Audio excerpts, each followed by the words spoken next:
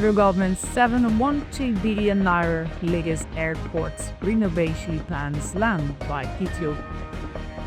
Lagos State implements mandatory police passion for lighting operators. ASUD wants a room passes, causing government to act now. The Crystal Palace been beautiful to be and eat it here. Hello and welcome to a live news coming to you from Abuja, the nation's capital. I'm Blessing Owo. Now the news in detail. The federal government's plan to renovate the Lagos airports at a cost of 712 billion naira has come under fire from former Anambra State Governor Peter Obi. Obi expressed his concerns over the huge sum being spent on the airport's renovation amidst soaring hunger crisis in the country. He questioned the priority of the government in allocating such a massive amount for airport renovation when many Nigerians are struggling to make ends meet. While some argue that the renovation is necessary to improve the country's aviation infrastructure, others believe that the funds could be better utilized in addressing pressing issues like hunger and poverty. As the government moves forward with the project, it remains to be seen how the concerns of critics like Peter Obi will be addressed. And from the Executive Governor, the Economic and Financial Crimes Commission (EFCC) has summoned former Secretary of State Governor Aminu Tambuwal over alleged 189 billion naira cash withdrawals. Tambuwal spent the night in detention as the EFCC grilled him over the suspicious transactions. The EFCC has accused Tambuwal of making unexplained cash withdrawals during his tenure as governor, and the agency is investigating the matter. The EFCC's investigation into Tambuwal's activities has raised questions about the use of public funds by government officials, and the outcome of the EFCC's investigations awaited with keen interest, as it may have implications for Tambuwal and other government officials who may have involved in similar activities. Senator Ahmed Wadada, a renowned politician representing Nasarawa West Senatorial District and a one-time member of the House of Representatives on the SDP, has decamped to the ruling APC party. ADC is membered by Nigerians that we respect. We have respect for. But look at them. Look at each and every one of them. Who stands to do anything better than what Asiwaju Bola Ahmed Tinubu's administration is doing? Tell me. I haven't seen any. Ask any of them.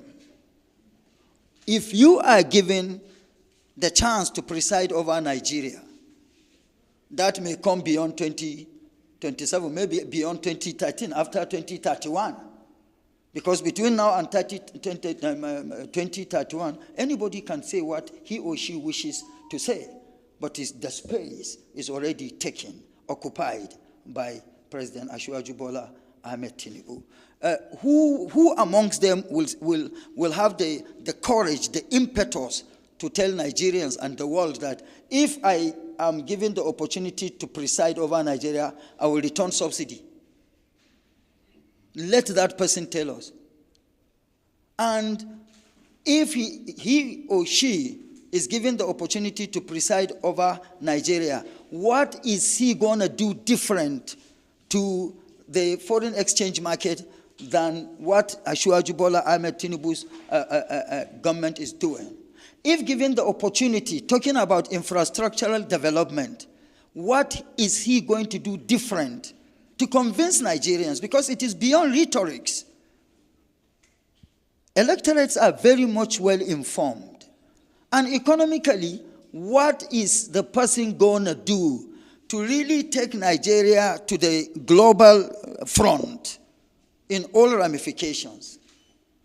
Much better, or even better, than what Asiwaju Bola Ahmed Tinubu's administration is doing. But I have not seen. These are people I have respect for and I relate with. But the reality is, let them tell us what they have in their kitty. Tell us. Not just baseless criticisms and stuffs that will not take anybody. We are talking Nigeria. We are not talking sectional or regional politics. We are talking Nigeria. President Asiwaju Bola Ahmed Tinubu is not president of Lagos. Neither is he president of the Southwest or Southeast or South-South or Northwest or Northeast or North Central. He's the president of Nigeria. And they are also aspiring to be presidents of Nigeria. So what is it are we talking about? I cite you an instance. When the tax reform bill was introduced to the National Assembly, and of course went viral in the public domain, there were all kinds of criticisms, allegations, misinformation about it is skewed to this part of this. At the end of the day, now that the tax reform bill is passed into law, who is saying anything? It has the law has provided succor for the less privileged. For whoever earns less than 800,000 per annum is completely exempted from personal income tax. And as it is, as the tax law is, Lagos is losing from what it used to take. And as a result of removal of subsidy, no state in Nigeria today takes less than 3 times what it used to take. So I think it is about time we start taking the subnationals to task.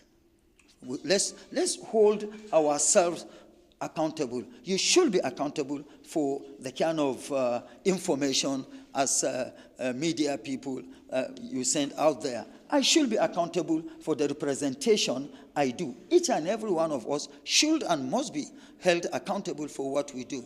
But the truth of the matter is, I am not sentimentally driven by what I'm saying. I'm not saying what I'm saying because I am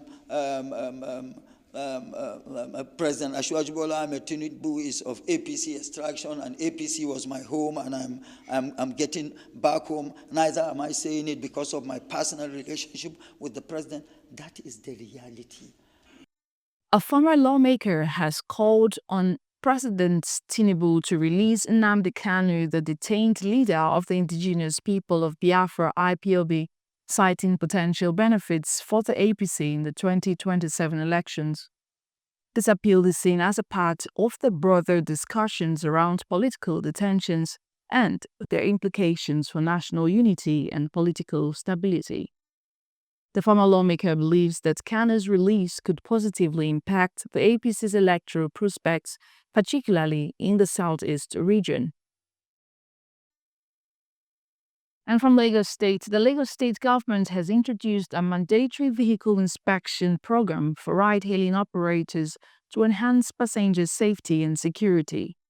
This initiative is aimed to ensure that all vehicles operating in the state meet the required safety standards, reduce accidents, and promote a safer transportation system.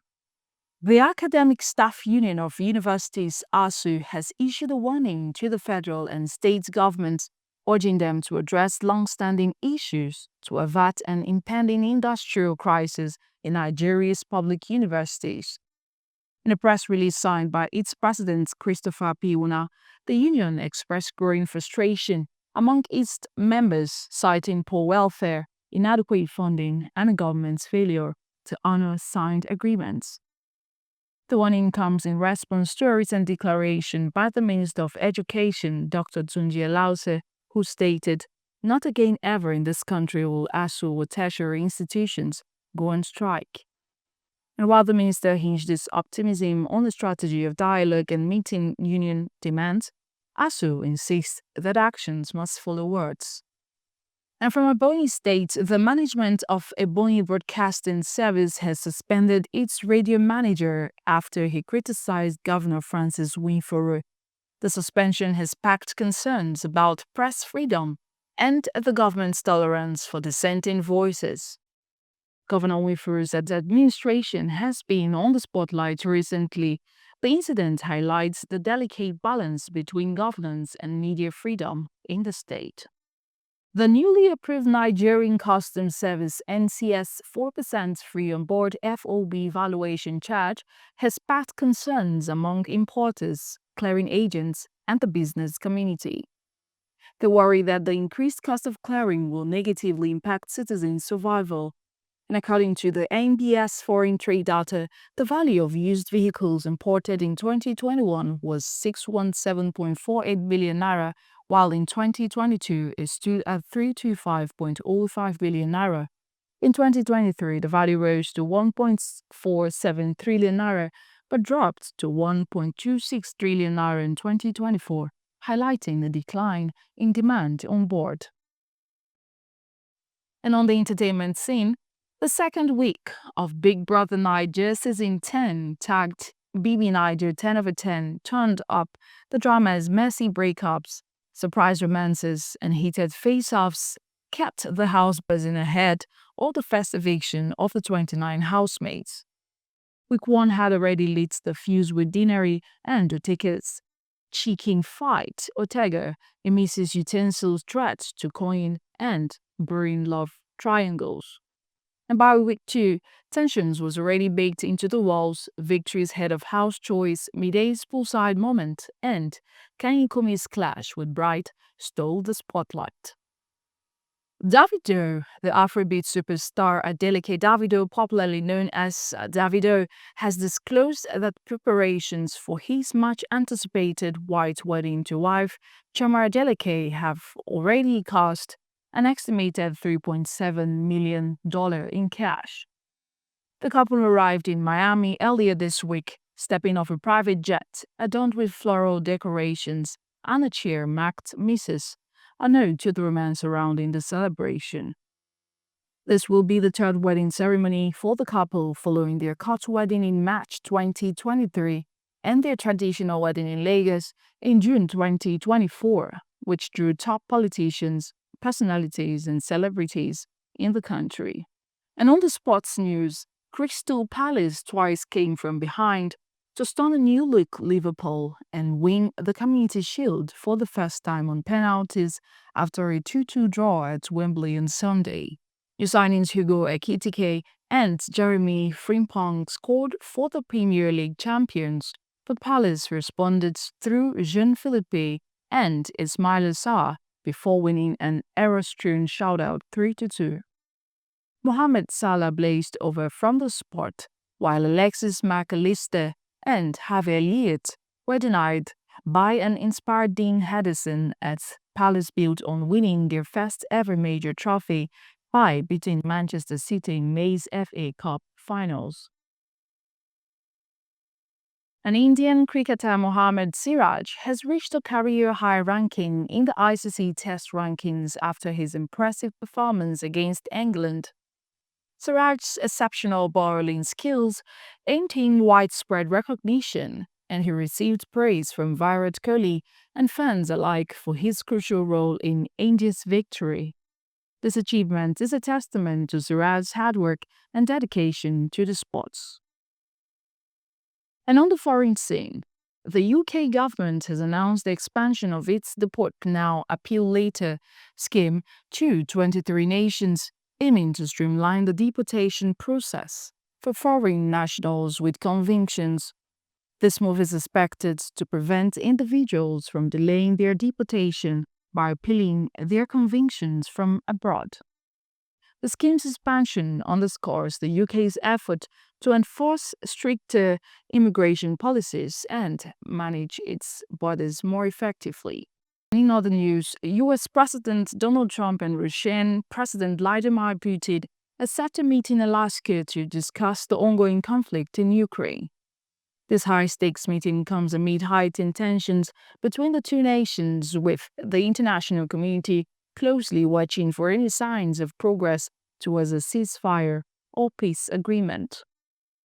The meeting's outcome could have significant implications for the future of the conflict and global geopolitics.